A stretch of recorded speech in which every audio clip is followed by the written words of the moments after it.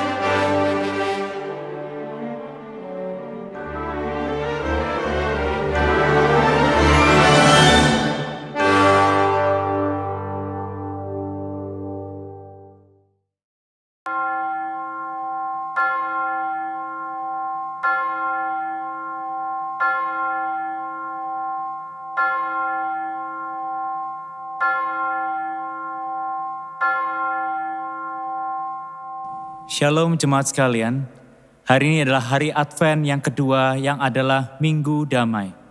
Di tengah segala kemelut hidup kita hari ini, mari kita datang kepada Tuhan, Sang Sumber Damai dalam hidup kita. Damai yang Dia beri, bukan damai yang datangnya dari dunia ini, tapi damai dari Allah Bapa yang mengasihi kita. Mari kita bangkit berdiri, mari kita datang kepadanya, mari kita berdiam bersaat teduh di hadapan Tuhan.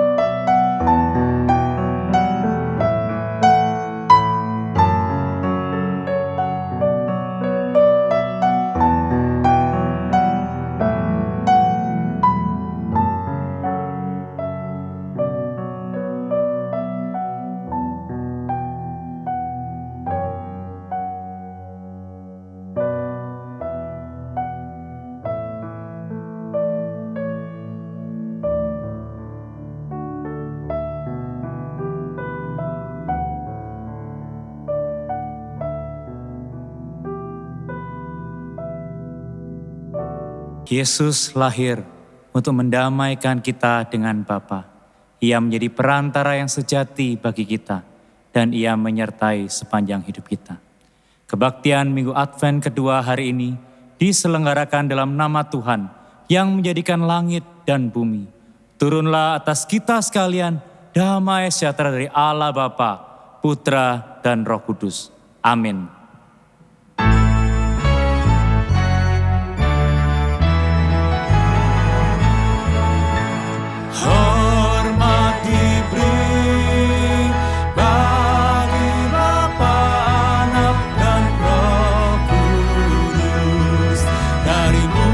Sampai sekarang dan seterusnya bermulia. Amin, amin. Sesungguhnya waktunya akan datang, demikianlah firman Tuhan, bahwa aku akan menumbuhkan tunas adil bagi Daud. Ia akan memerintah sebagai raja yang bijaksana dan akan melakukan keadilan dan kebenaran di negeri. Tahtamu ya Allah tetap untuk seterusnya dan selamanya, dan tongkat kerajaanmu adalah tongkat kebenaran.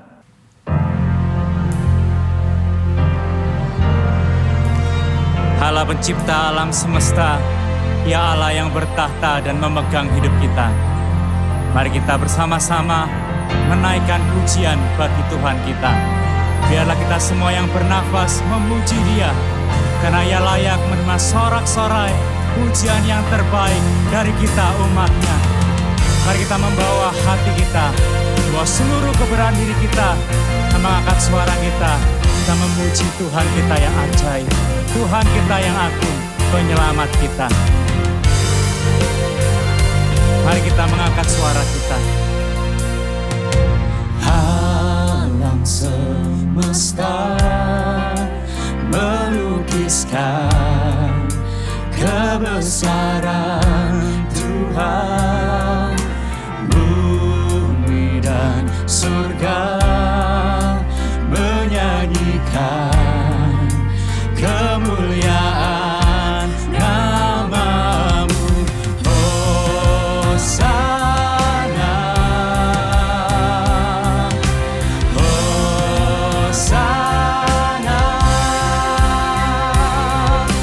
layak dipuji disembah, Kaulah yang bertahta dulu sekarang dan selamanya, Raja atas segala raja, nama-Mu besar termulia. Angkat suaramu, angkat hatimu, puji Dia dengan segenap kekuatan.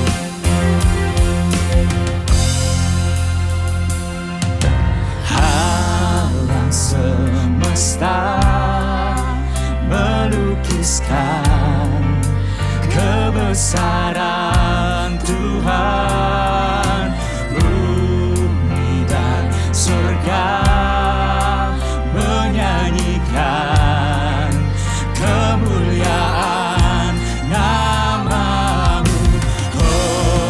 Hosana, Hosana, Layak dipuji disembah, layak dipuji disembah, Kaulah yang bertahta dulu sekarang dan selamanya, Raja atas segala raja, nama-Mu besar termulia.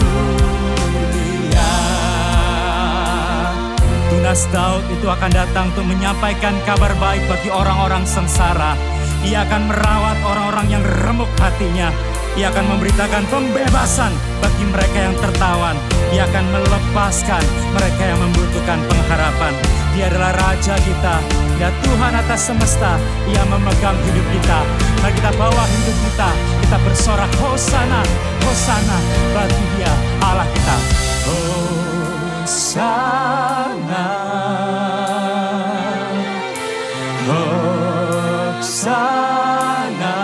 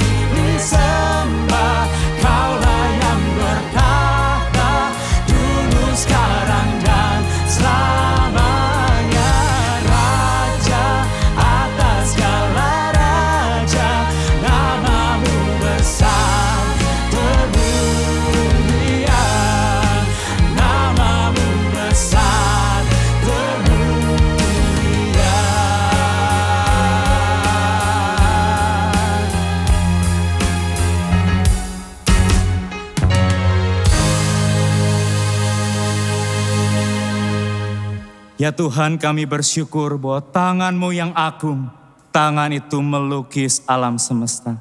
Dan tangan-Mu Tuhan yang juga memegang dan memelihara hidup kami. Kami bersyukur tangan-Mu Tuhan adalah tangan yang terpaku di atas salib di Kalvari, yang menebus kami, orang-orang yang berjalan menuju kematian. Terima kasih Tuhan atas segala anugerah-Mu. Terima kasih Tuhan atas segala kebaikan-Mu. Kami dengan segala kerendahan hati datang membawa hidup kami yang penuh dengan dosa, agar Engkau sekali lagi membasuhnya, agar Engkau sekali lagi memulihkannya, agar kami layak menghadap-Mu Tuhan. Kami layak beribadah kepada-Mu. Kami layak memuji meninggikan nama-Mu Tuhan. Ini hidup kami, ini keseluruhan diri kami. Kami bawa kemuliaan nama-Mu setiap detik dalam ibadah kami pagi hari ini. Kami persembahkan untuk menyenangkan-Mu. Di dalam dan demi nama Tuhan Yesus kami berdoa, kami bermohon. Amin. Berita anugerah bagi setiap kita terambil dari Kolose 1 ayat 13 dan 14. Ia telah melepaskan kita dari kuasa kegelapan dan memindahkan kita ke dalam kerajaan anak-Nya yang kekasih. Di dalam Dia kita memiliki penebusan kita, yaitu pengampunan dosa. Bagi setiap kita yang telah percaya kepadanya, Tuhan mengampuni kita dari segala kesalahan. Jemaat dipersilakan duduk.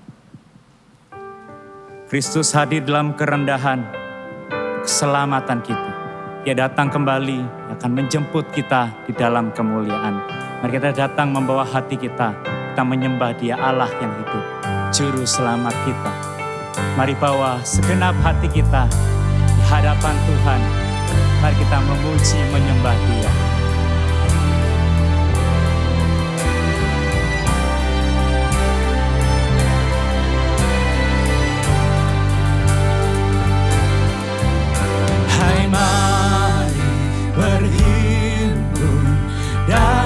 Sukaria, hai mari semua ke Betlehem. Lihat yang lari, Raja bala sorga, sembah dan puji Dia, sembah dan puji Dia, sembah dan puji Dia.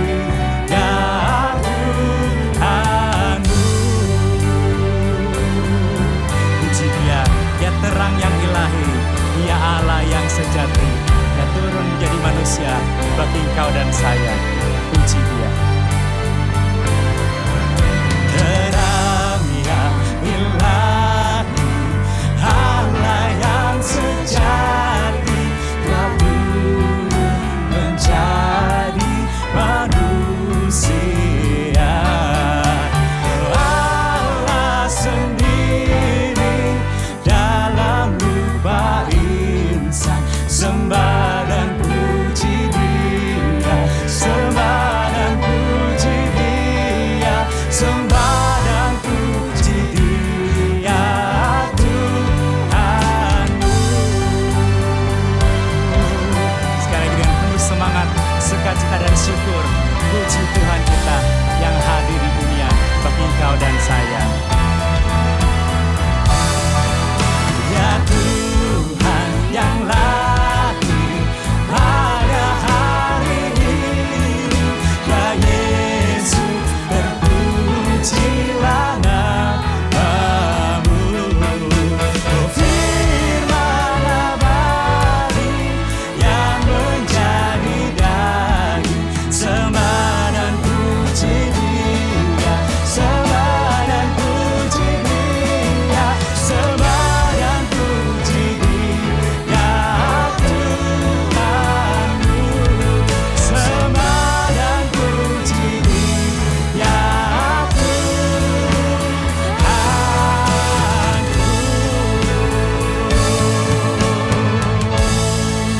Ya Allah yang agung, yang mengasihi kita bersyukur kepada Dia. Bapak Ibu Saudara sekalian, Kristus telah lahir di tengah-tengah dunia ini. Ia adalah terang yang sejati. Ia hadir di dalam dunia untuk menerangi dunia. Ia hadir di dunia untuk menerangi hatimu dan hatiku. Mari kita membawa hati kita kepada Tuhan. Sebelum kita bersama-sama menaikkan doa kita, mari kita datang kepadanya. Kita mencari Dia, kita menengadahkan wajah kita kepadanya. Di malam gelap sunyi senyap, nyanyian malam menggegam,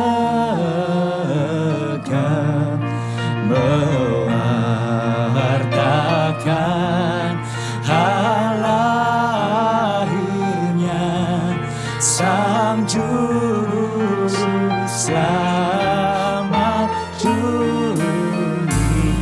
Noel, Noel, Noel, Noel, lahirlah Raja Israel. Noel, Noel, Noel, Noel, lahirlah Raja Israel.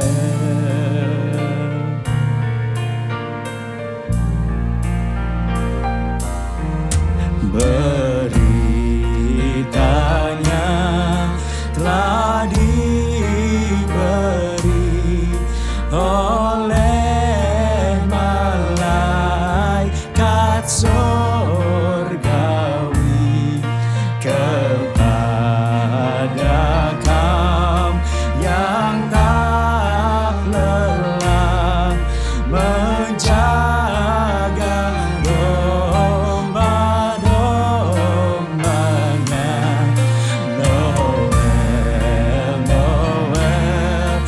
Noel, Noel, Noel, lahirlah Raja Israel. Noel, Noel, Noel, Noel, Noel, Noel, lahirlah Raja Israel.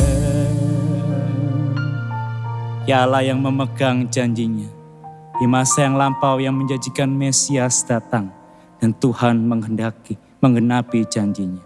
Mari setiap kita saat ini, tengah segala pergumulan hidup kita, mari kita datang membawa setiap seru doa kita dengan percaya akan janjinya yang ya dan amin. Mari kita berteduh, secara pribadi kita berdoa untuk pergumulan kita masing-masing.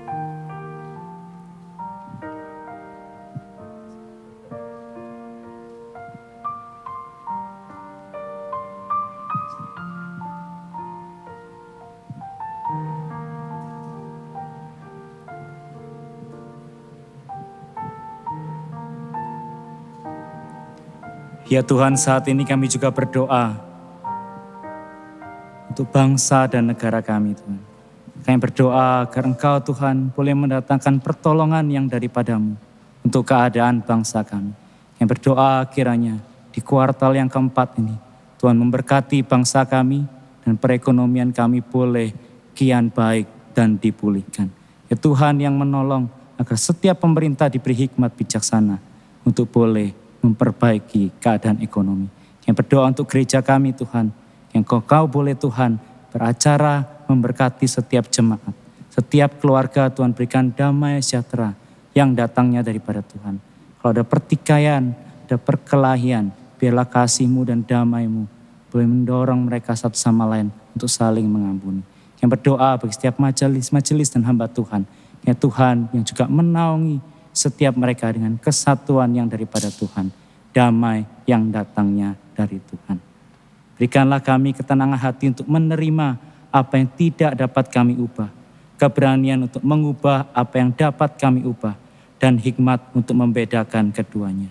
Kami membawa seluruh doa dan permohonan kami sesuai dengan doa yang pernah diajarkan Tuhan Yesus. Bapa kami yang di sorga, dikuduskanlah namamu, datanglah kerajaanmu, jadilah kehendak-Mu di bumi seperti di sorga. Berikanlah kami pada hari ini makanan kami yang secukupnya, dan ampunilah kami akan kesalahan kami, seperti kami juga mengampuni orang yang bersalah kepada kami. Dan janganlah membawa kami ke dalam pencobaan, tetapi lepaskanlah kami daripada yang jahat. Karena Engkaulah yang mempunyai kerajaan dan kuasa dan kemuliaan sampai selama-lamanya. Amin. Saya mengundang jemaat sekalian untuk bangkit berdiri bersama dengan gereja segala abad dan tempat. Mari kita mengikrarkan pengakuan iman rasuli. Aku percaya kepada Allah, Bapa yang Maha Kuasa, Khalik langit dan bumi, dan kepada Yesus Kristus, anaknya yang tunggal Tuhan kita, yang dikandung dari Roh Kudus, lahir dari anak darah Maria, yang menderita sengsara di bawah pemerintahan Pontius Pilatus, disalibkan, mati dan dikuburkan, turun ke dalam kerajaan maut. Pada hari yang ketiga, bangkit pula dari antara orang mati, naik ke surga, duduk di sebelah kanan Allah, Bapa yang Maha Kuasa, dan dari sana Ia akan datang untuk menghakimi orang yang hidup dan yang mati. Aku percaya kepada Roh Kudus, gereja yang kudus dan am, persekutuan orang kudus, pengampunan dosa, kebangkitan tubuh, dan hidup yang kekal. Amin. Silakan duduk. Kristus lahir bagi kita. Ya Allah yang berkuasa, Ia datang menyelamatkan kita. Mari kita membawa hidup kita kepadanya. Dengan ketundukan mari kita datang merindukan firman-Nya yang hidup. Seorang anak telah lahir untuk kita, seorang putera diberikan,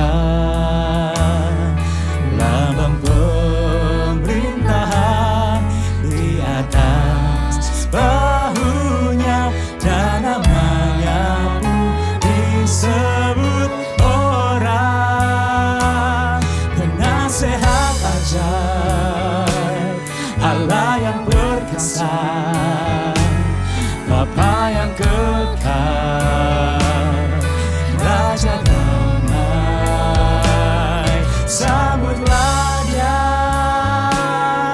Yesus Tuhan,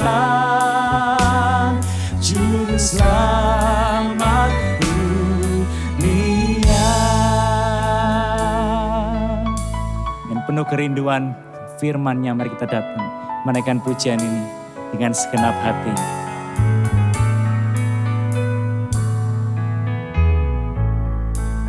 Oh, seorang anak telah lahir untuk kita, seorang putera diberikan, lambang pemerintahan di atas bahunya, dan namanya pun disebut orang penasehat ajaib, Allah yang perkasa, Bapa yang kekal, Raja damai. Sambutlah Dia, Yesus Tuhan, Juru Selamat dunia. Puji Dia dengan segenap hati. Penasehat ajaib, Allah yang perkasa, Bapa yang kekal, Raja damai. Sambutlah Dia, sambutlah Dia, Yesus Tuhan, Juru Selamat dunia. Sambutlah Dia, Yesus Tuhan,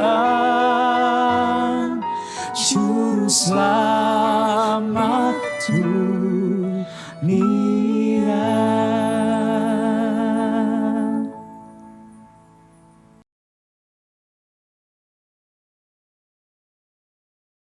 Jemaat yang dikasihi Tuhan, untuk minggu-minggu Adventis ini Secara khusus kita akan memikirkan dalam kaitan dengan kedatangan Yesus Kristus sebagai bayi yang lahir di Bethlehem. Mari sebelumnya kita itu hampiri hadirat Tuhan di dalam doa. Bapa Surgawi, kami berterima kasih oleh karena pada masa-masa penantian yang setiap tahun kami lakukan, minggu-minggu Adventist ini, kami secara khusus boleh memikirkan mengenai Engkau yang datang berinkarnasi menjadi manusia. Tuhan tolong supaya kami boleh menyiapkan hati dan pikiran kami. Oleh karena kami boleh memasuki akan hadirat Tuhan yang misterius, yang penuh dengan ketidakmengertian, kami boleh belajar untuk mengerti. Di dalam keadaan kami yang berdosa, kami boleh menghampiri akan kesucian-Mu yang tidak terhampiri. Tuhan tolong supaya kami betul-betul mengerti bahwa ini adalah anugerah, hak istimewa yang Kau berikan kepada kami umat-Mu. Berkati seluruh rangkaian ibadat ini Tuhan. Oleh karena hanya di dalam nama Tuhan Yesus Kristus, yang kelahirannya kami sedang persiapkan untuk rayakan. Di dalam namanya yang kudus itulah kami sudah berdoa. Amin. Jadi jemaat yang dikasihi Tuhan, secara khusus pada saat ini, saya diminta untuk mengkhotbahkan dari kitab Nabi Yesaya pasalnya yang ke-9. Jadi Yesaya sebetulnya mempunyai beberapa bagian yang secara khusus ditulis sebagai nubuatan kedatangan dan bagaimana Tuhan Yesus bahkan sampai kematiannya. Ini merupakan satu bagian Injil yang hadir di dalam Perjanjian Lama, yang barangkali paling lengkap dari semua kitab, dari 39 kitab yang ada di dalam Perjanjian Lama. Jadi Yesaya pasalnya yang ke-9. Ayatnya yang ke-5 dan ke-6. Demikianlah bunyinya. Sebab seorang anak telah lahir untuk kita. Seorang putra telah diberikan untuk kita. Lambang pemerintahan ada di atas bahunya. Dan namanya disebut orang penasihat ajaib. Allah yang perkasa, Bapa yang kekal, dan Raja damai. Mungkin cukup sampai di sana. Satu ayat saja. Jadi ada nama sebutan yang Yesaya itu nubuatkan. Related, berkaitan langsung dengan bayi Yesus Kristus yang kelahirannya akan kita rayakan. Saudara, kalau kita melihat seluruh bagian dari Alkitab, kadang-kadang kita heran sekali oleh karena kelahiran Yesus Kristus seringkali dikaitkan dengan berbagai macam aspek di dalam kehidupan umat manusia. Bahkan kelahiran Kristus Yesus itu sudah dinubuatkan sejak kitab yang pertama setelah manusia jatuh di dalam dosa, yaitu dalam Kejadian pasal 3 yang ke-15. Berarti kedatangannya bayi yang lahir yang nanti akan meremukkan kepala ular. Kemudian terus-menerus Alkitab berbicara, terutama Yesaya, kitab yang penuh dengan kekayaan daripada nubuatan mengenai siapa Yesus dan apa yang akan dilakukan olehnya. Kadang-kadang dikaitkan juga kalau kita melihat dalam Injil Matius, dikaitkan dengan satu silsilah bahwa siapa sebetulnya Yesus nantinya. Dia lahir dari anak darah Maria. Dan anak darah Maria itu siapa? Diurut-urutkan. Semuanya itu sampai kepada Daud, saudara. Bahkan lebih daripada itu, sampai kepada turunan yang pertama dari orang-orang yang percaya. Mulai Abraham, Ishak, Yakub, dan kemudian bahkan kepada Israel. Kita melihat ketika Israel keluar dari Mesir. Dan kita melihat juga ada nama-nama khusus yang disebutkan di sana. Seperti misalnya, nama yang sebetulnya itu bagi kita itu, kita merasa menimbulkan tanda tanya. Oleh karena kenapa orang ini masuk di dalam silsilah menjadi nenek moyang Yesus Kristus. Yang pertama adalah nama Tamar. Tamar adalah menantu dari Yehuda, yang sebetulnya Yehuda sendiri tidak bertanggung jawab oleh karena anaknya, yaitu suami dari Tamar itu meninggal. Dan dia berjanji memberikan anak adiknya itu untuk menjadi suami dari Tamar, dan tetapi Yehuda itu ingkar janji. Dan melalui suatu cara yang aneh sekali, Tamar seolah-olah memperlakukan dirinya menjadi pelacur, sehingga bersama dengan Yehuda yang juga jatuh dalam perjinahan dengan pelacur di pinggir jalan itu. Nah, lalu lahirlah seorang anak. Dan dari sana itu nanti diurut-urutkan lagi sampai kepada Daud. Bahkan kalau kita melihat sebelumnya lagi, kita melihat ketika Israel keluar dari Mesir dan kita melihat masuk di dalam kota Yeriko, maka nama yang kedua muncul yang mengherankan kita adalah Rahab, perempuan Sunda lagi yang ternyata tercatat di sana sebagai salah seorang nenek daripada Tuhan Yesus Kristus. Bahkan kemudian kalau kita lihat pada masa-masa pembuangan dan ternyata muncul nama lain lagi, yaitu nama menantu dari Naomi yang adalah Ruth, orang Moab, saudara, yang menjadi kakek daripada orang tuanya Daud. Jadi ini merupakan sesuatu yang ajaib. Pada saat saudara-saudara memikirkan mengenai Yesus yang dilahirkan secara inkarnasi dari firman yang menjadi daging, Allah yang menjadi manusia, Tuhan menyediakan begitu banyak bagian dari Alkitab yang kita itu seharusnya imajinasikan, kita relasikan, kita kaitkan. Ya itu kenapa begitu? Oleh karena kaitan-kaitan ini, itu yang ingin Tuhan supaya kita mengerti. Bahwa Tuhan ingin supaya kita tahu bahwa Yesus dilahirkan ini. Dilahirkan juga melalui pilihan Allah terhadap seorang gadis yang sebetulnya juga manusia yang berdosa seperti kita, yaitu Maria. Yang di dalam beberapa bagian dari Alkitab, dia sendiri pernah meragu-ragukan, bahkan percaya gosip yang mulai ditiup-tiupkan orang mengenai siapa Yesus itu. Yang pada saat itu mulai berkarya dan bekerja dan mulai mengajar. Dan orang mulai membicarakan bahwa dia kerasukan setan. Bahkan dia kehilangan akal sehatnya. Maka di dalam Markus pasal 3 disebutkan, maka Yesus dan adik-adiknya, Maria dan adik-adik Yesus itu datang untuk menjemput Yesus. Oleh karena disebutkan dalam Markus pasal 3, karena mendengar Yesus sudah tidak waras lagi. Bayangin, kenapa bayi yang lahir ini, dan Tuhan ingin supaya kita itu ingat betapa ini relasinya dengan bagian-bagian Alkitab yang kadang-kadang tidak masuk akal bagi kita. Kepada Maria, kepada Yusuf, dan sebagainya. Bahkan nubuatan dari Mika, nubuatan dari Sakaria. Bahkan jikalau kita lihat, misalnya di dalam Yesaya sebelum pasal yang kita baca tadi. Ternyata di dalam Yesaya pasal yang ke-7. Nah, itu peristiwa yang bagi saya juga tidak masuk akal. Oleh karena apa? Berkaitan langsung dengan Yesus yang kelahirannya kita akan rayakan ini. Yaitu cerita mengenai Ahaz. Yang nanti kita akan coba kaitkan dengan apa yang menjadi prinsip daripada berita Yesaya pasal yang ke-9. Bahwa anak itu, anak laki-laki yang lahir itu, namanya akan disebut sebagai 4 sebutan yang tadi disebutkan. Yaitu disebutkan sebagai penasehat ajaib. Yaitu Great Wonderful Counselor. Ini sebetulnya sebutan yang sebetulnya peran dari Holy Spirit. Aneh sekali. Kenapa begitu? Padahal kita percaya bahwa Allah itu Tritunggal. Nah, Allah yang Tritunggal, Holy Spirit, itu adalah satu pribadi tersendiri. Dan Yesus itu adalah firman, sang anak, satu pribadi yang lain.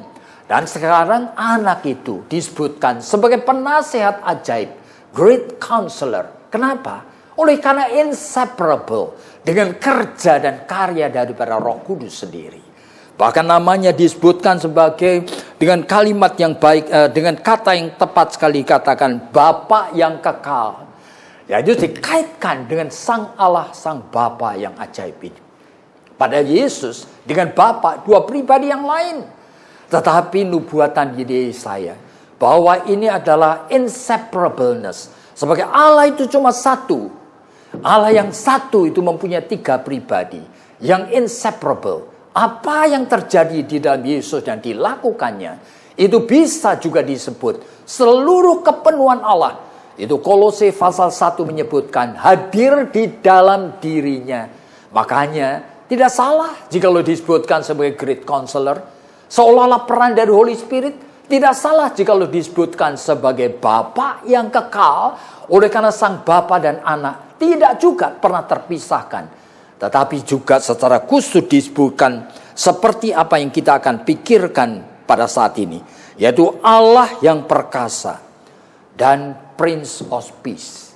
Jadi saya diminta untuk kita itu memfokuskan mengenai the mighty God, Allah yang perkasa. Jadi kenapa tadi saya membicarakan introduksinya seperti ini? Yaitu supaya saudara mengerti pada saat berpikir mengenai bayi yang dilahirkan. Pikiran saudara tidak boleh subjektif dan sesuai dengan perasaan dan pikiran saudara sendiri. Melihat bayi yang mungil, yang tidak berdaya itu. Manusia itu selalu mengimajinasikan, keliru. Sehingga lahirlah Natal yang sampai sekarang dikomersialkan dengan berbagai hadiah, dengan gemerlapan daripada lampu saja. Oleh karena apa? Imajinasi dari manusia yang sempit, yang Allah itu inginkan. Sebetulnya jangan sampai kita memikirkan akan bayi yang dilahirkan itu hanya dengan kaitan sesuai dengan apa yang manusia itu butuhkan dan inginkan. Makanya ada ratusan bagian dari Alkitab yang seharusnya all together itu kita pikirkan. Dan kali ini kita kaitkan itu dengan the mighty God. Jadi Yesus Kristus, bayi yang lahir ini, adalah Allah yang maha kuasa. Allah yang penuh dengan kekuasaan. Dan mari kita pikirkan apa maksudnya dan apa gunanya untuk kita. Jadi kalau berbicara mengenai kata mighty, selalu berbicara mengenai kuasa dan kekuatan yang tidak terbendung, yang bisa mengalahkan apa saja. Tetapi mighty God, ini harus saudara pahami, merupakan kuasa Allah yang bisa mengalahkan musuh yang terkuat, musuh yang paling menakutkan. Yaitu apa? Bukan iblis, saudara. Musuh yang paling menakutkan adalah maut. Nah, di belakang maut adalah dosa. Dan itu diungkapkan oleh Rasul Paulus di dalam 1 Korintus pasal yang ke-15. Bahwa maut adalah musuh yang terakhir. Dan di belakang maut adalah dosa. Jadi Yesus disebut sebagai mighty God. Saudara harus mulai punya pikiran dengan jelas. Kekuasaan dari Yesus itu bukan kekuasaan dengan kekuatan yang kita imajinasikan. Ini bukan kekuatan coercion. Kekuatan menghancurkan, kekuatan memaksakan. Tetapi ini adalah kuasa yang ajaib. Oleh karena apa? Allah melihat manusia itu jatuh di dalam dosa. Dan manusia itu tidak mungkin bisa memikul akibat daripada dosa. Padahal manusia sesuai dengan keadilan Allah. Allah itu harus membinasakan orang berdosa. Tetapi Allah adalah Allah yang maha kasih. Dan dia tahu manusia yang tidak mampu untuk bisa menyelamatkan diri daripada akibat dosa. Allah itu penuh kasih dan secara ajaib. Nah, inilah adalah kuasa dari Allah. Yaitu Allah itu di dalam kasihnya rela menjadi manusia. Menggantikan kita menerima semua hukuman akibat dari dosa. Jadi mighty God itu adalah Allah yang berkuasa. Yang dengan cara yang ajaib memperdamaikan manusia yang sudah berdosa dengan dirinya. Itu dengan cara apa? Yaitu dengan cara dia mengorbankan dirinya. Dia cara menyangkali dirinya. Filipi pasal 2 menyebutkan dengan kenosis. Yaitu dengan mengosongkan dirinya. Apanya yang mengosongkan diri? Allah menjadi manusia. Yang kadang-kadang disebut sebagai menjadi anak Allah. Meskipun Allah sendiri adalah Allah yang tunggal dan dia tidak mempunyai anak. Allah itu hanya satu, dia tidak punya anak. Istilah anak itu adalah istilah the firstborn out of God. Yang pertama kali keluar dari diri Allah. Yaitu pada saat Allah itu berfirman. Jadi oleh sebab itu Yohanes pasal yang pertama mengatakan dengan begitu clear. Pada mula pertama adalah firman.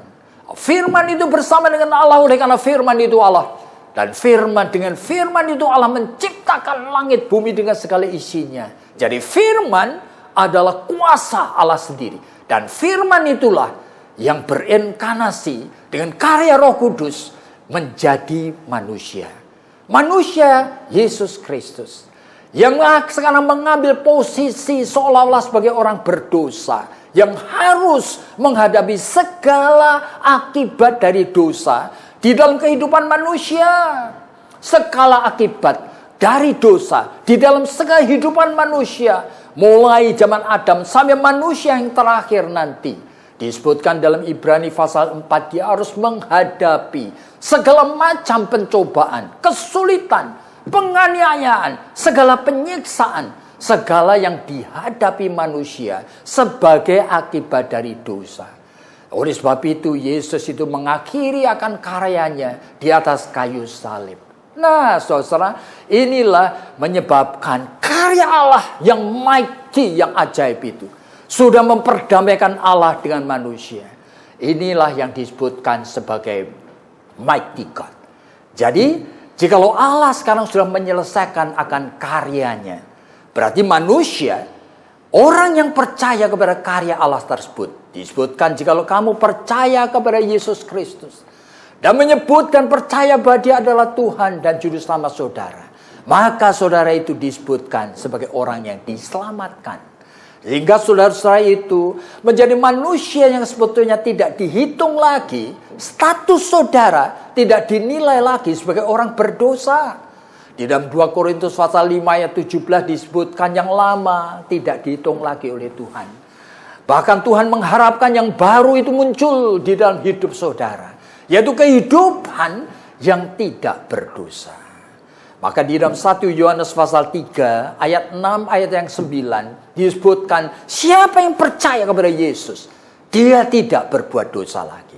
Tetapi realitanya kita masih jatuh bangun di dalam dosa. Lalu bagaimana dan apa gunanya realita bahwa Allah sudah mengalahkan dosa dan maut itu di dalam kehidupan real orang percaya. Meskipun kita statusnya kalau betul kita orang diselamatkan, kita tidak lagi dinilai sebagai orang berdosa yang bakal masuk neraka, tetapi realita praktisnya kita masih jatuh bangun di dalam dosa. Nah, itulah sebabnya. Kalau kita melihat seluruh bagian dari Alkitab, kita mulai mengerti bahwa sebetulnya keselamatan yang Tuhan anugerahkan untuk orang percaya itu suatu misteri. Oleh sebab itu orang percaya harus mulai mengerti supaya di dalam kehidupan ini kemenangan Kristus atas dosa menjadi kemenangan kita juga. Oleh sebab itu saya ingin mengutip satu ayat di dalam Alkitab. Di dalam Efesus pasal 2 ayatnya yang ke-8. Rasul Paulus mengatakan kalimat seperti ini. Yaitu oleh karena kasih karunia kamu diselamatkan tetapi tidak titik. Oleh karena kasih karunia, kamu diselamatkan oleh iman. Jadi ini ajaib. Yang namanya kasih karunia, itu adalah kelahiran baru. Itu adalah keselamatan yang dianugerahkan. Itu adalah prevenient grace. Anugerah yang mengawali kehidupan orang percaya. Yaitu keselamatan itu sendiri. Tetapi Paulus tahu bahwa keselamatan yang sudah Tuhan kerjakan melalui mematikan dosa itu, ternyata tanda petik manusia tidak bisa pahami. Itu sesuatu yang incomprehensible. Manusia tidak bisa mengerti dengan akal budinya. Di dalam 1 Korintus pasal 2 ayat yang ke-9 disebutkan segala sesuatu yang Tuhan sediakan bagi setiap orang percaya. Itu memang tidak pernah ada di dalam pikiran manusia. Bahkan tidak pernah ada di dalam hati manusia. Perhatikan. Jadi Efesus pasal 2 ayatnya ke-8. Itu mengingatkan. Memang oleh karena kasih karunia. Kamu diselamatkan tapi oleh iman. Jadi berarti Tuhan mengerti. Kasih karunia itu kita tidak bisa pahami. Kalau saudara sudah dilahirkan baru pun saudara tidak mengerti. Makanya Tuhan memberikan anugerah yang kedua. Anugerah yang kedua adalah iman. Iman memungkinkan supaya kita bisa mengalami apa yang sebetulnya kita tidak mengerti. Nah, itulah disebutkan di dalam Ibrani pasal yang ke-11 ayat yang pertama. Iman adalah dasar segala sesuatu yang manusia harapkan. Termasuk keselamatan yang saudara tidak mengerti tadi. Lalu disebutkan iman adalah bukti. Yaitu bukan proof tetapi evidence. Bukti adalah pengalaman yang langsung bisa dialami. Dengan apa? Dengan something yang unseen, yang tidak kelihatan. Dengan Allah yang tidak kelihatan tadi. Bagaimana caranya supaya iman membuat saudara bisa mengalami yang tidak pernah bisa dialami. Yang bisa mengerti apa yang tidak mungkin dimengerti. Yang bisa melihat apa yang tidak bisa dilihat. Makanya iman harus dipakai. Yang Filipi pasal 2 itu katakan, kamu kerjakan, work out your salvation yang sudah ada itu. Melalui dan dengan iman. Dengan apa? Tuhan menyediakan ada ratusan spiritual means di dalam tubuh darah daging manusia. Yang harus dipakai menjadi senjata rohani. Bagaimana caranya? Wah, saya akan menyebutkan 1-2 hal aja. Ya kan Tuhan mengatakan kalimat seperti ini. Jikalau kamu tidak menjadi seperti anak kecil, kamu tidak mungkin masuk ke dalam kerajaan surga. Menjadi seperti anak kecil itu bukan menjadi childish, tetapi childlikeness. Jadi mirip seperti anak kecil. Dan saudara bisa, Tuhan ingin supaya saudara itu mempunyai pikiran dan hati dan perasaan mirip seperti anak kecil di hadapan Tuhan. Apa ini? Saudara, Daud di dalam Mazmur 131 itu mendemonstrasikan pengertian bagaimana menjadi seperti anak kecil. Dia mengatakan di dalam Mazmur 131 itu, Tuhan Allahku, aku tidak mau sombong, aku tidak mau tinggi hati, aku tidak mau berpikir yang muluk-muluk. Aku hanya ingin menjadi seperti anak yang baru disapih, yang duduk di bawah kaki mamahnya. Bayangin, itu adalah kondisi yang persis yang Tuhan itu katakan. Menjadi seperti anak kecil. Di mana kita menjadi seperti satu pribadi yang helpless dan hopeless. Yang insecure, yang mendapatkan rasa aman hanya di dekat orang tuanya saja. Saudara bisa? Pasti bisa. Dan pada saat saudara exercise spiritual means ini, tiba-tiba saudara nanti akan merasa betul-betul bahwa kasih karunia, yaitu keselamatan, kelahiran baru itu betul-betul sudah terjadi dalam hidupmu. Sudah mengalami kehadiran Allah itu dengan nyata. Ya kan, saya akan sebutkan satu bagian yang lain. Yaitu Allah mengatakan melalui firman-Nya di dalam Yesaya juga bahwa aku adalah Allah yang bersemayam di tempat maha tinggi. Tetapi ingat, aku rela dan mau hadir di dalam jiwa orang yang remuk. Di dalam contrite heart, broken spirit. Nah, sekarang pertanyaannya bisa? Iman itu bisa memakai akan tubuh darah daging kita yang seperti ini. Untuk menjadi apa? Untuk menjadi tubuh darah daging dengan jiwa yang broken di hadapan Tuhan. Bukan sombong. Bukan berpikir dengan pikirannya sendiri. Saudara bisa itu mengatakan kepada jiwamu sama seperti pemazmur. Ya jiwaku, pujilah Tuhan. Nah, saudara hampir di hadapan Tuhan setiap kali ibadat. Termasuk saat ini. Saudara bisa minta dan Roh Kudus akan menolong. Sehingga saudara mempunyai the broken spirit and contrite heart. Pada saat saudara mempunyai hati yang remuk, yang merasa tidak berlayak. Dan berseru, have mercy upon me Lord. Berilah belas kasihan kepadaku. Nah, momentum itu barangkali hanya terjadi 1 menit, 5 menit. Tetapi saudara sudah terjadi encountering, kesatuan dengan Allah yang hidup. Dan saudara mulai mengalami. Betul-betul, saudara sudah dilahirkan baru.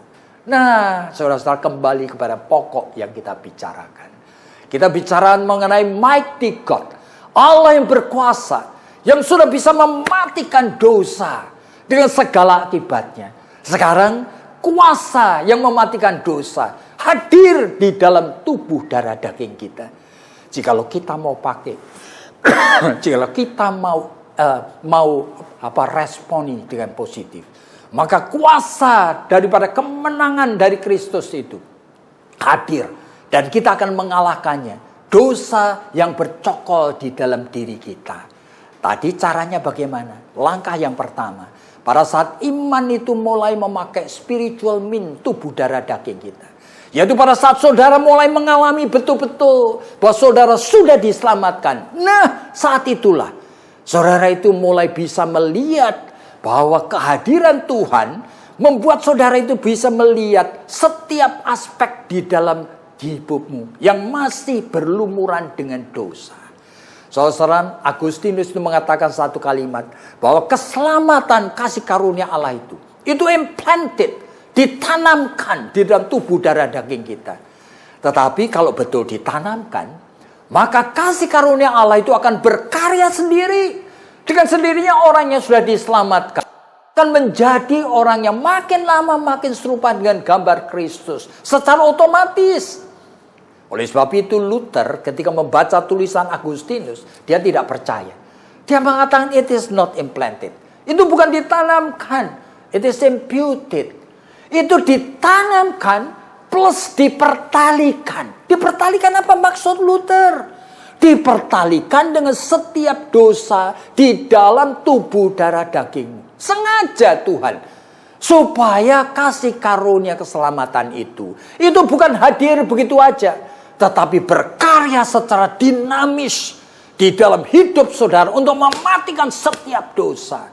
Makanya Luther mengatakan satu kalimat ini, semper iustus et peccator. Kita ini orang Kristen, orang yang sudah diselamatkan, semper, terus menerus.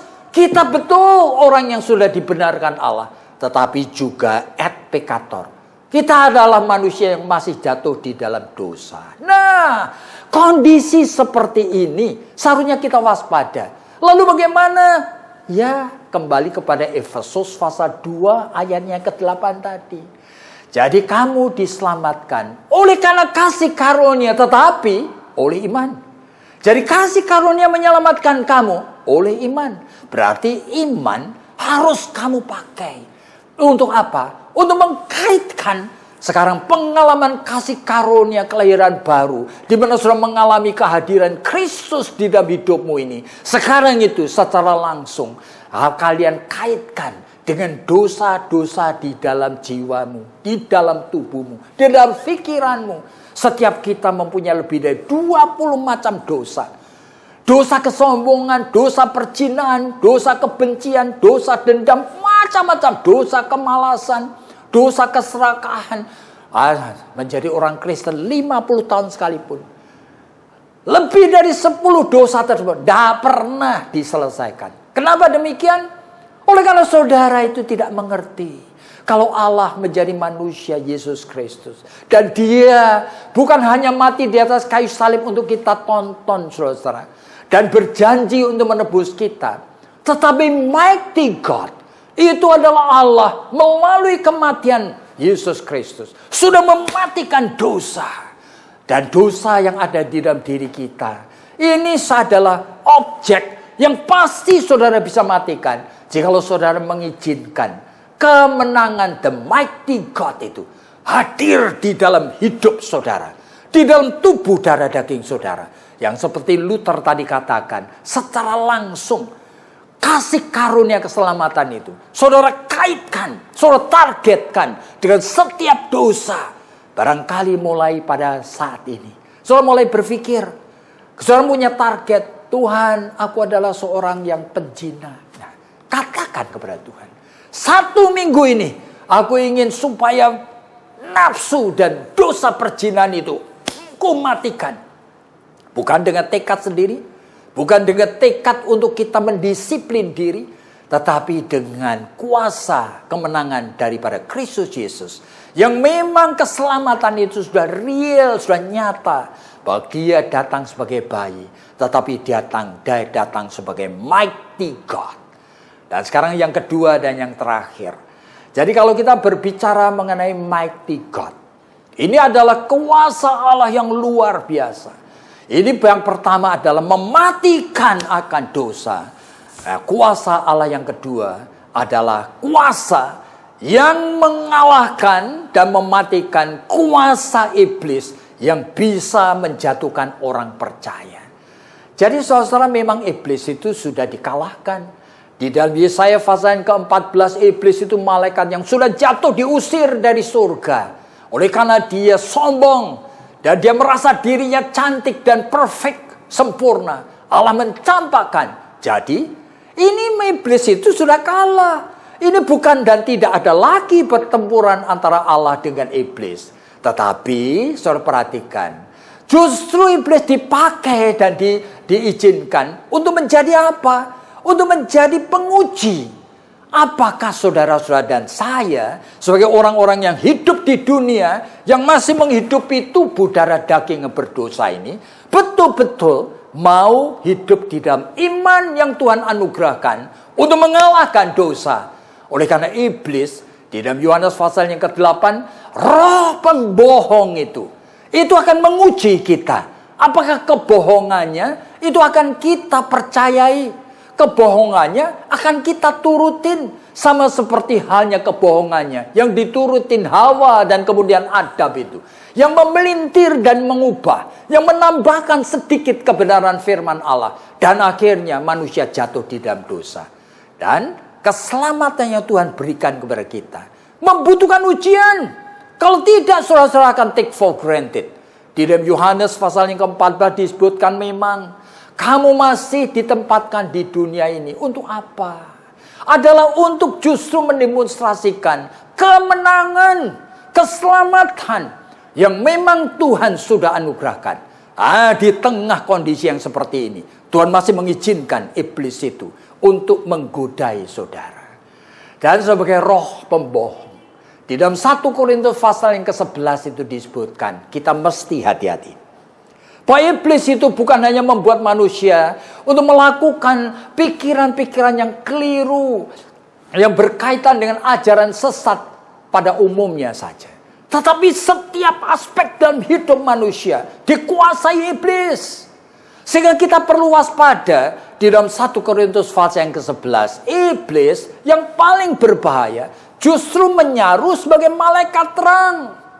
Dan disebutkan tidak heran jikalau pengikut-pengikutnya akan kita kenali seolah-olah sebagai pelayan-pelayan kebenaran. Bayangin saudara, sekarang gereja yang paling laku di seluruh dunia adalah gereja yang tidak waspada. Oleh karena yang paling laku itu adalah tanda petik, jangan-jangan seolah-olah pelayan kebenaran karena masih memakai Alkitab, masih membicarakan Yesus. Mirip sekali dengan kebenaran. Tetapi fokus orang percaya sudah digeser. Inti kebenaran firman, karya Allah tidak pernah diberitakan. Yang penting adalah kamu tekun doa supaya usahamu maju. Kamu tekun doa supaya kamu itu bisa kaya. Kamu tekun doa supaya anakmu itu berhasil. Kamu tekun doa supaya penyakitmu sembuh. Nah, sekarang persoalannya, masa sih manusia tidak boleh minta supaya penyakitnya sembuh? Ya boleh. Masa sih manusia tidak boleh minta supaya dia juga berhasil dalam usahanya, sebagai businessman atau sebagai hal-hal yang dia lakukan mendapatkan uang? Boleh. Dan Alkitab ada bicara. Ya, dalam Matius pasal 21 ayat 22 disebutkan, minta dengan yakin, segala sesuatu pasti akan diberi. Tapi membaca Alkitab kan membaca seluruh Alkitab. Dan seluruh Alkitab itu kemudian mulai saling menolong satu dengan yang lain. Sehingga di dalam bagian yang lain diingatkan. Yesus mengingatkan dengan jelas, jikalau kamu berdoa, mintalah kepada Bapa di surga, berilah makanan yang secukupnya saja. Di dalam Amsal Sulaiman 30 juga diingatkan, ini seorang yang beriman akan mengatakan, Tuhan jangan beri kepada kami kemiskinan. Nanti kami memalukan Engkau karena kami menjadi peminta-minta. Tapi juga jangan beri kepada kami kekayaan karena kami lupa nanti kepadamu. Bukankah dalam Matius pasal 19 disebutkan bahwa alangkah sukarnya orang yang kaya itu masuk ke dalam kerajaan surga. Lebih mudah seekor unta masuk lubang jarum. Nah, dalam Matius pasal 6 disebutkan, di mana hartamu, di situ juga hatimu. Nah, dan Rasul Paulus mengatakan bahwa uang, cintakan uang, akar semua kejahatan. Tapi iblis itu cuma ingin supaya kita melihat bagian tertentu bahwa anak-anak Tuhan ada yang diberkati, menjadi kaya luar biasa, sehingga mengambil bagian itu menjadi fokus, dan itu yang diharapkan manusia, itu yang disukai manusia, dan itu menyebabkan gereja-gereja mereka itu paling banyak sekali dikunjungi manusia, saudara. Tetapi kalau pergi ke gereja-gereja yang seperti Anda ini, orang Kristen itu masuk kepada gereja-gereja kalian itu selalu merasa, aduh, jadi orang Kristen kok susah. Harus pikul salib, harus mematikan dosa, harus menyangkali diri. Nah, gereja-gereja yang seperti Anda sekarang ini justru gereja yang kurang laku. Kenapa? Oleh karena iblis sudah membohongi manusia. Dan sekarang persoalannya, kuasa daripada Allah yang hidup, the mighty God, itu juga sudah mengalahkan semua godaan daripada iblis. Yesus sudah mendemonstrasikan di dalam Matius pasal yang keempat dan di dalam Efesus pasal 6 kepada setiap orang percaya, hendaklah kamu melengkapi dirimu. Nah, dengan apa? Selengkap senjata roh.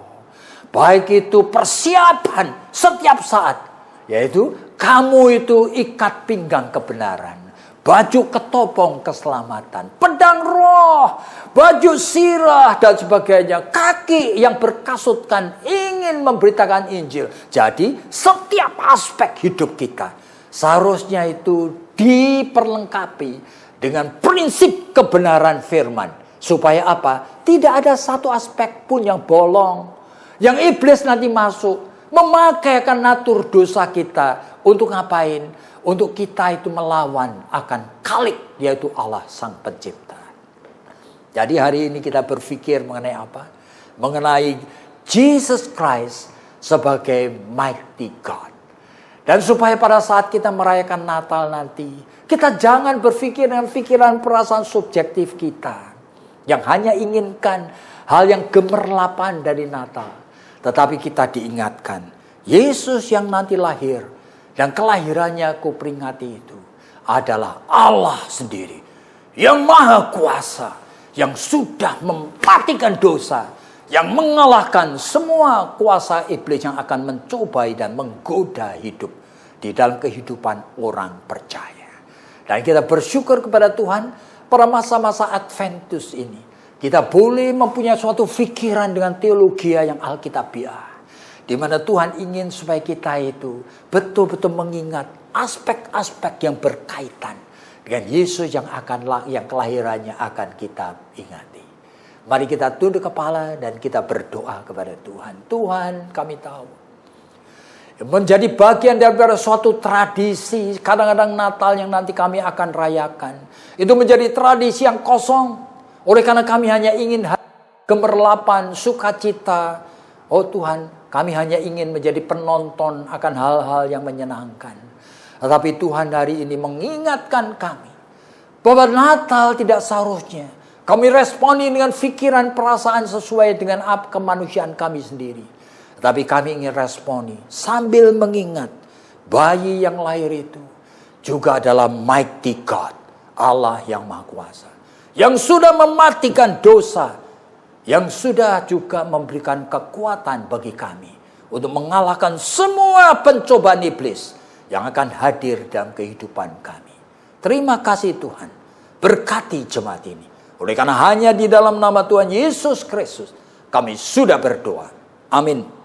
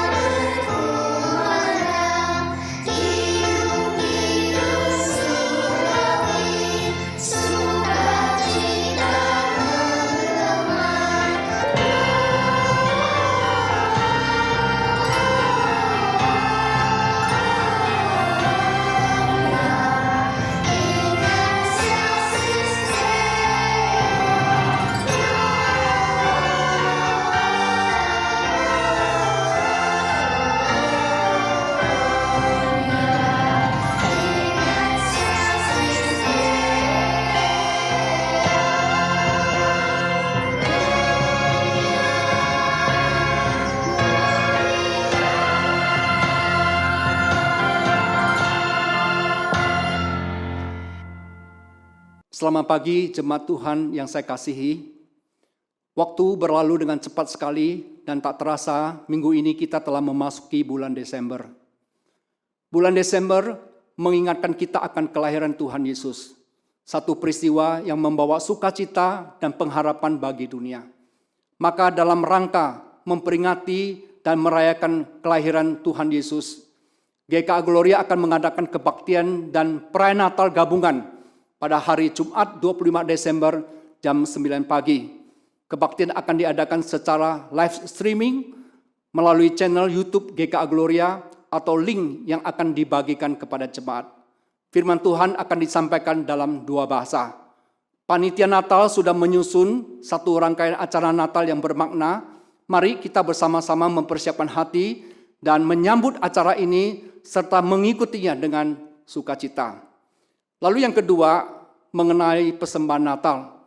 Sehubungan dengan Natal, kami mendorong jemaat dapat memberikan persembahan Natal sebagai ungkapan rasa syukur atas pemeliharaan dan berkat Tuhan kepada kita sepanjang tahun 2020. Persembahan Natal dapat ditransfer ke rekening sebagai berikut.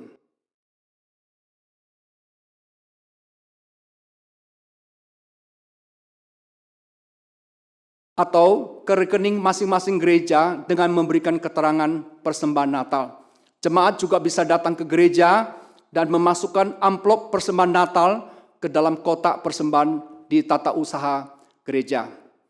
Kemudian tentang kebaktian pembukaan tahun 1 Januari 2021. Pada 1 Januari 2021, GKA Gloria akan mengadakan kebaktian pembukaan tahun pada jam 9 pagi secara online.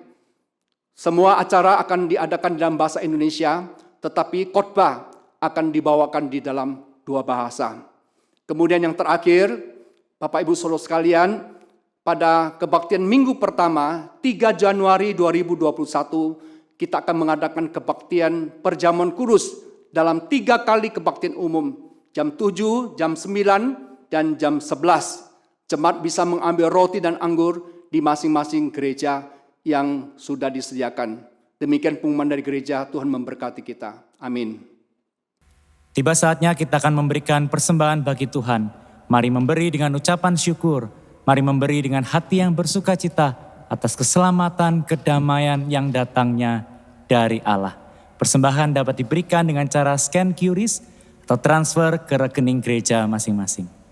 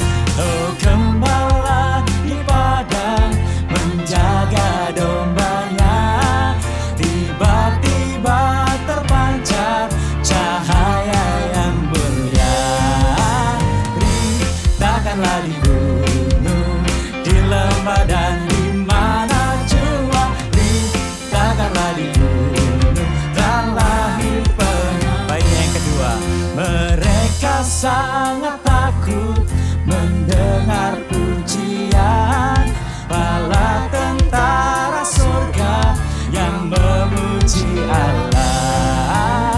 Beritakanlah di gunung, di lembah dan di mana jua. Beritakanlah di gunung, dalam dengan bersukacita. Baiknya yang ketiga, lahir di palungan Kristus Yesus Tuhan, membawa kabar suka untuk segala bangsa. Beritakanlah di gunung, di lembah dan di mana jua. Beritakanlah di gunung, telah lahir penebus, telah lahir penebus. Mari kita bangkit berdiri, kita satu di dalam doa.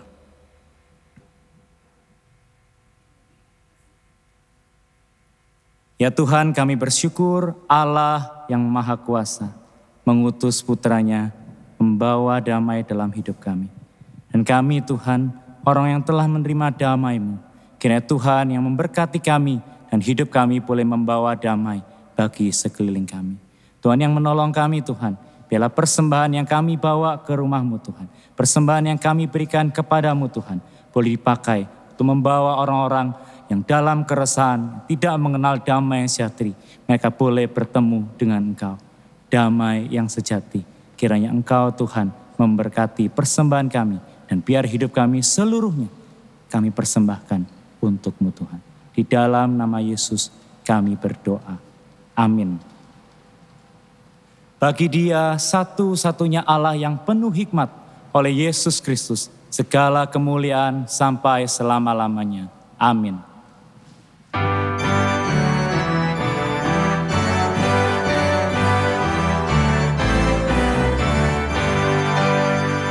Puji Allah Bapa Putra, puji Allah Roh Kudus, ketiganya yang esa. Pohon selamat sumber berkat. Amin.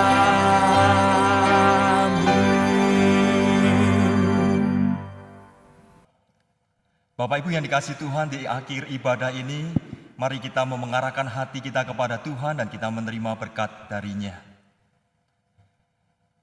Kiranya Allah sumber damai sejahtera dan rahmat yang besar di dalam Kristus Yesus Tuhan, yang telah menyelamatkan kita menjadi umat-Nya, dan di dalam penyertaan penghiburan dan kekuatan dari Allah Roh Kudus, menyertai saudara sekalian, mulai hari ini hingga kedatangan Tuhan Yesus yang kedua kalinya. Dan dimanapun saudara berada, boleh menjadi saksi-saksi bagi Tuhan dan hidup memuliakan Tuhan sampai selama-lamanya. Amin. Amin. Amin.